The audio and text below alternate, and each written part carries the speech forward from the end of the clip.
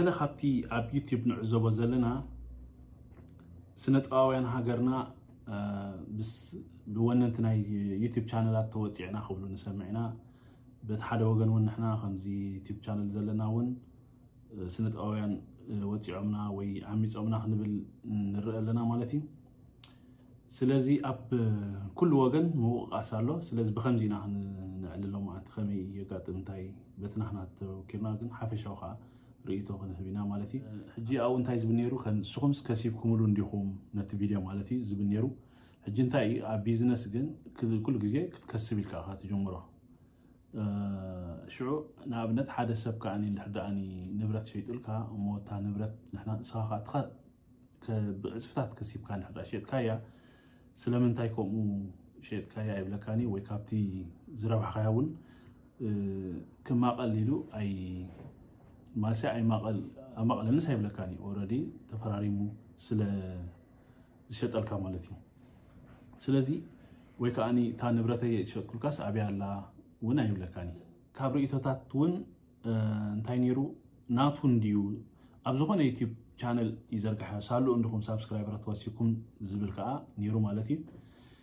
ብወገንና ብዝርዳእና ተሰማሚዕካ እንተፈሪንካ ብኡ ኢኻ ትጓዓዝ። ካልእ ሓሳብ ተብፂኻ ከዓኒ ተተናኺልካ ዘይኮንካ ተሰማሚዕካ ተረዳዲእካ ኢኻ ትፈላለ። ንሕና እውን እኮ እቲ ገንዘብና ርሂፅና ሓንጎልና ፍሲስና ኢና ኣምፂናዮ። ሕጂ ኩሉ ሙያ ከዓ ክቡር እዩ። ናይ ዝኾነ ሰብ ክቡር እዩ ማለት እዩ። ሳብስክራይበራት እውን ወላ ካብ 0 ናብ 100,000 ይብፃሕ ኣብቲ ስምምዕ እትው ኢኻ መጀመርታ ከም ዝርዳእና ማለት እዩ። ምክንያቱ ክልቲኻስ ክፈሪንካ ክትኣትዎ ሕጂ ካብ መጀመርታ ብክልቲኻ ወገን ክትፈልጦ እዩ ዝግባእካ ተረዳዲእካ ወይ ከዓ ኩሉ ተረዲእካ ክትኣትዎ ዝግባእካ። ሕጂ ብሓንሳ ክሰርሕ ፀኒሕካ ድሓር ዝኾነ ምስ ኣጋጠመ ኣነ እንደ ከም ዝገይረሎም ኣነ እንደ ከም ዝፈጢረሎም ኢልካ ክትመኻኻሕ ኣነ እንደ ሳብስክራይበር ወሲኮሎም ኣነ እንደ ከምዚ ኢልካ ነቲ ገንዘብ ረሲዕካ ክትዛረብ ክትመኻኻሕ ወይ በቲ ሓደ ወገን ከም መዋል እውን ከምዚ እንደ ገይረሉ ከምዚ ክትብል ኣይትኽእልን ኢኻ። ክልቲኻስ ተደጋጊፍካ ኢኻ ክትሰርሕ ፀኒሕካ ማለት እዩ። ብኸምኡ ኢኻ ክትርድኦ ዘለካ። እቲ መዋሉ ናይ ዩቲዩብ ቻነል እውን ኩሉ ፈሊጥ እዩ ዝጅምሮ ኩሉ እንተኸሰርኩ ሳብስክራይበር ክውስኸለዩ ተኸሲብካ ከዓኒ ዝበለፀ ማለት እዩ። ከምኡ ኢልካ ስለትጅምሮ ሕጂ ኩሉ ኣብኡ እትው እዩ። ከምዚ ሕጂ ምስ ኣጋጠመ ግን ከምዚ እንደ ገይረሎም ከምዚ እንደ ፈጢረሎም ኢልካ ዘረባ ክትገብር ግን ቅቡል ኮይኑ ኣይስማዕናን ማለት። ንኣብነት ከምዚ ዓይነት ሕጂ እንተደጋጋሚ ከምዚ ማሕለኻታት እንድሕር ኣጋጢሙካ ፊልም ግን ፍራይ ገዲፍካ ወይ ዝኾነ ትገብሮ ፀናሕካ ገዲፍካ ናብ ካልእ ክትቀይር ትኽእል ኢኻ። ምክንያቱ ዩቲዩብ ናይ ፊልም ጥራይ ዘይኮነ ናይ ዝኾነ ክሪኤቲቪቲ ተቕርበሉ እዩ። ስለዚ ንሕና ንኹን ወላ ካልኦት ቻነላት ሕጂ ከምዚ ዓይነት ተደጋጋሚ እንድሕር ኣጋጢሙካ ፊልም ፍራይ ገዲፍካ ናብ ካልእ ክትቀይር ትኽእል ኢኻ፣ ካልእ መደብ ክተቕርብ ትኽእል ኢኻ። ስለዚ እቲ ተዓዛቢኻ ዝነበረ እንታይ ኣጋጢሞም ክብል ወይ እንታይ ስለ ዘጋጥም ከምኡ ዝገብሩ ካልኦት ቻነላት ክትፈልጥ ፅቡቅ እዩ ማለት እዩ። ከምኡ ኮይኑ ይስማዕ ኣገዳሲ ኮይኑ ይስማዓና። ካልእ እውን ንካልኦት ዩቲዩብ ብሕጂ ጅምሩ ድዮም ወላ ጀሚሮም ከምዚ ንሕና ክገብሩ ዝሓስቡ ድዮም መምሃር እውን ይኸውን እዩ። ብዙሓት ፊልም ከፍርዩ ዝሓስቡ ዝኾነ ከምዚ ንሕና ኢሎም ዝሓስቡ ክፈልጥዎሲ ፅቡቅ እዩ ማለት እዩ። ኣብ ገለገለ እውን ፊልምታት ክኸይድ ፀኒሑ ተኸታታሊ ሽዑ ኣብ መንጎ የቋርፅ እዩ። ብዙሕ ኣሎ ካብቲ ምክንያታት ግን እዚ ከዓኒ ሓደ ምክንያት ክኸውን ስለዝኽእል ምፍላጡ ፅቡቅ እዩ። ድሓር ሓፈሻዊ ክንሪኦ ከለና ፊልም ብገንዘብ ገዚእኻ ኣፍሪኻ ኣብ ዩቲዩብ ክትፅዕኖ ብጣዕሚ ሪስክ ብጣዕሚ ሓደገኛ ማለት እቲ ገንዘብካ ይምለሰካ ዲ ኣይምለሰካን ዳርጋ ከምዚ ኣብ ከውሑ ዘረእኻዮ ክስታይ ማይታ ዕድለ ኢልካ ኢኻ ትሰዶ። ስለዚ ብሓፈሻዊ ፊልም ነቲ ዘፍርዮን ወይ ትሰርሖ ሰብ ደርሶ ወይ ትዝኣልዮ ኣብ ሲነማታት ክርአ እሞ ፅቡቅ እቶት ክረኽበሉ እዩ ዝግባእ። ወይ ከዓ እቲ ዝገዝኦ እውን ከምኡ ካሴታት ሸይጡ ልክዕ እቲ ገንዘቡ ክምለሶ ወይ ከዓ ክረብሓሉ ኢኻ ትፅበዮ። ኣብ ዩቲዩብ ግን ካልእ ክሪኤቲቪቲ ካልእ ነገር ኣቕሪብካ ባዕልካ ካብ ሓንጎልካ ክትገብሮ ከልካ እዩ ዝበለፀ ማለት እዩ። እምበር ገንዘብ ብዙሕ ገንዘብ ኣብሲስካ እንድሕር ኣብ ዩቲዩብ ሰኒኻዮ ከማን ብጣዕሚ ሪስኪ እዩ። እቲ ዝንገብሮ ዘለናስ ብጣዕሚ ሪስኪ ሕጂ። ስለዚ ብከምዚ ኢና ኮኔክሽን ክንገብር ዘለና ተዓዘብትና እንታይ የጋጥም ከመይ እዩ ኢልና ንዓኹም ከም መምሃሪ መረዳእታ ኮነኩም ብዝብል ሓሳቢና ማለት እዩ ኣብነን ንሕድሕድና ዓገብ ተተባሂልና እውን እቲ ፅቡቅ ዝገብር ወይ ከዓ ክገብር ዝደሊ ይተባባዕ እቲ ጌጋ መንገዲ ዝኸይ ዘሎ ከዓኒ ይእረም ስለዚ ብከምዚ ኢና ንሪኦ ማለት እዩ ኣብዚ ክንርድኦ ዘለና ዝኾነ ኣብ ዩቲብ ዝሰርሕ ሰብ መቸም ንፅድቂ ኢሉ ዝሰርሕ ንፅድቂ ጥራይ ኢሉ ዝሰርሕ ሰብ ከምዘየለ ኩልና ክንርድኦ ኣለና ማለት እዩ ሕጂ ንሕና ዝበለፀ ፊልም ንተዓዘብትና ክሕጉስ ይኽእል እዩ ዝበልናዮ ካብቲ ዘሎ ዕዳጋ ሓሰስ ንብል እቲ ፅሕፎ ዝኣልዮ ዝሰርሖ ዝስእሎ ብዙሕ ድኻምን ሓንጎልን ይኸፍለሉ ብልክዕ እዩ ማለት ንዕኡ ዝኸውን ከዓ ንሕና ገንዘብና ንኸፍል ሽዑ ንዕድለይልና እንታይ ኢና ንገብር ኣብ ዩቲብ ኢና ንፅዕኖ ድሕሪኡ ከምዚ ኩላህና ንፈልጦ ሓረስታይ ነቦጅጎ ዝፅበዮ ንሕና ከዓኒ ኩሉ ክበቕለሉ ማለት እዩ ንሕና ከዓ ንኣድቨርታይዘራት ካብ ኣድቨርታይዘራት ገንዘብና ክምለሰና ቁኒን ንብል ማለት እዩ ስለዚ ሓፈሻዊ ኢና ንዛረብ ዘለና እቲ ዘጋጥም ኣብ ዩቲብ ዘሎ ማለት እዩ ሽዑ ካብኡ ክንከስብ ወይ ክንከስር ወይ ገንዘብና እና ክምለሰና ብውሑድ ንፅበ ወይ ከዓኒ ሳብስክራይበራት ክበዝሑልና እሞ ድሕሪ ግዜ ክንከስብ ንፅዕር እዚ እቲ ካይዳና ማለት እዩ ስለዚ ንሕና ወይ ንረብሕ ወይ ንኸስር ምክንያቱ ኦረዲ ገንዘብ ንኸፍሎ ኣለና እቲኦም ዝሰርሕዎ ግን ኩሉ ግዜ በቲ ናህና ሕጂ በዝናይ ሩፍታ ቲቪ ኣሰራርሓ ኩሉ ግዜ በብክፋል ስለንኸፍል ገንዘቦም ይሕዙ ኣለዎ ማለት እዩ በታ ተሰማምዑላ ማለት እዩ ኣብዚ ኩሉ ሰብ ክርስዕ ዘይብሉ ንሕና ከም መወልቲ ከም ኩሉ ሰብ ክንከስብ ኢና ክንረብሕ ኢና ንደሊ ከምኡውን ተዓዘብትና ክንሕጉስ ንፅዕር ተዓዘብቲ እንድሕሪ ኣጊብና ብኡ መንፅር ሕጂ እቲ ናህና መክሰብ ከዓኒ ክረጋገፅ ምዃኑ ስለንኣምን ማለት እዩ ከምኡውን ነቶም ኣብ ባይታ ዝሰርሕዎ ካብ ደራሲ ጀሚርካ ኩሎም ነታ ስራሕ ክሳብ መፈፀምታ ትበፅሕ ክሳብ ኣብ ዩቲብ ትፅዓን ካብ ዝደቐ ሳብ ዝዓበየ ኣእምሮኦምን ኢዶምን ዝሓወሱ ፃምኦም በቲ ስምዕና መሰረት ንኸፍል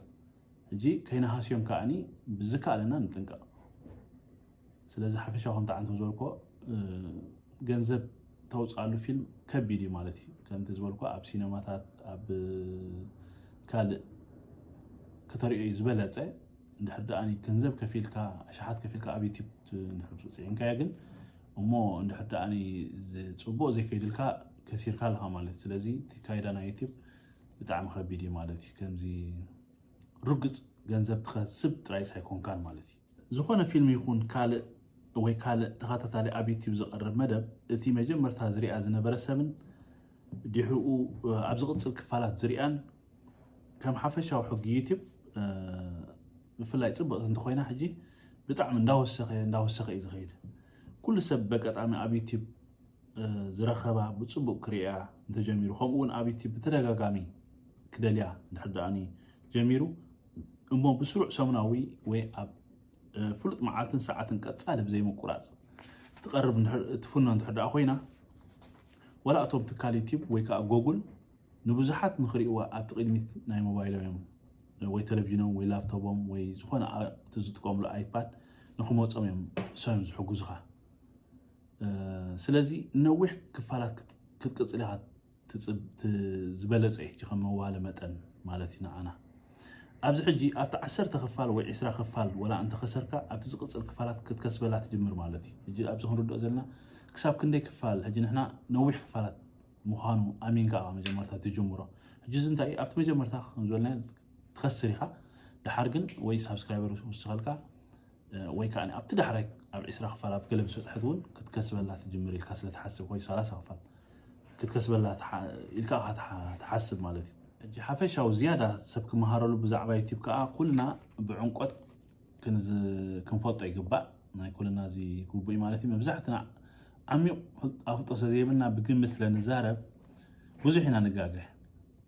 ኣብ ብዙሕ ትሪኦ ማለት እዩ ኣብ ብዙሕ ዘረባታት ኣብ ብዙሕ ቪድዮታት ማለት እዩ ካባና ገዚኦም ብዙሕ እዮም ዝኸስብሉ ዝብል ጌጋ ኣረዳድኣ ኣብ ብዙሕ ኢና ንዕዘብ ብከምኡ ከይኮነ ኣይተርፍን ከዓ እቲ ምክንያት ኣብ መንጎ ስነ ጥበባውያንን ሰብ ወነንቲ ዩቲብ ቻነላት ምብድላል ወይ ከዓ ምውቃስ ይርአ ኩልና ንናትና ዩቲብ ቻነል እንተነውፅእ እሞኒ እንተንፍትኖ ፅቡቅ ምኾነ ምክንያቱ ዩቲብ ቻነል ክተውፅእ ገንዘብ ኣይትኸፍለሉን ንኻ ንፈልጦ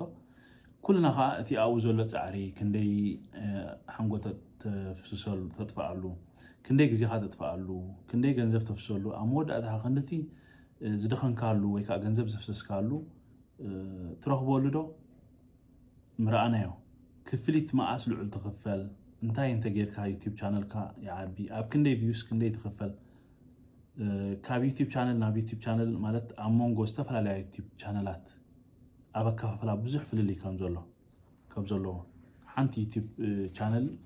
تخفله تحدد تخفله ببينه مخانه أمونغو قلت حدا عينت جي أمونغو ولا تنات كحنت channel كلا حدا عينت فيوز ترى أكافلا في اللي كم زلوا مالت ما عرفت كفلسي قدن كم زي كونه تا فيديو إذا تقربوا مدبات نبعلو أبي تيب نبعلو كله حدا دي زخفل ولا أيكونن ببيني مالتي درف تفرد تخونكا فيلم تفرد تخوينكا نايت مرت مدب وين عشقت مدب زخونه ويز برانك بحال كومنتات عينت تفرد تخونكا كله أكفافلو ببيني سلازي زيادة خنفوت حجي ناي كلنا قوبي يجي نحد أفلتنا يو زيادة انتاينا هنكون زيادة فوت سلازلنا تنزاربو ولا تنحاسبون كنرادة نخيلنا كلنا تزي كوينو جنزب بأولها بقمة جنزب وقحت ولو كابانا جوزي تراي عينت حاسبا نحلكا بتعمي عدقنا حجي جلسب انتاي مسلو نحن حجي بارت تايم نصرح نسرح زي ستيل يوتيوب سي فول تايم كون يكلني هناتو جينا حساب زعبي جينا وناي بحق تي سكير زخونه كفليت كساب تخفل بيوتيوب تنبر زي حسابي حجي جلسب جن بزح جنزب كم تعرفوا زولكم مايت بزح جنزب تجحد بزح جنزب وتنبري تموصله أيكون جن كابتي قند سرعة خان مول كا تخيل فلاي فهم زوجنا أنا فيلم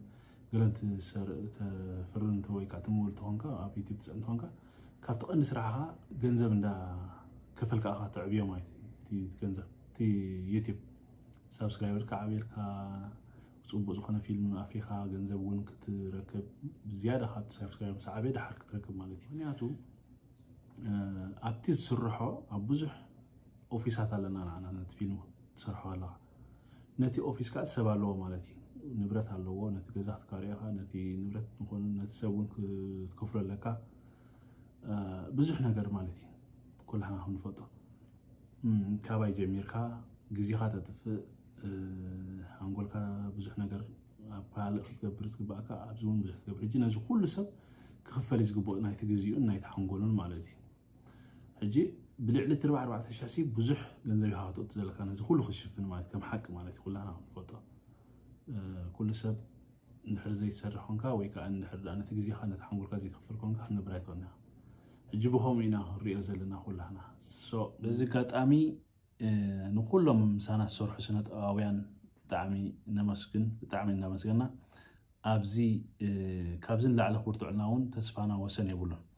نقول لهم تعذبتنا هاس التي كيسالكم تدقفونا تبراتعنا بالتعمين أنا مسجن نعاهم نمحوكاس حجوين بولس فيلمتات كنا متسينا نسرحونا لنا أملاح حقزنا مالسي كلهم سنة أوان هاجرنا نعانان نمورال لايك نمورال مثلا كون مالتي نقول لهنا لايك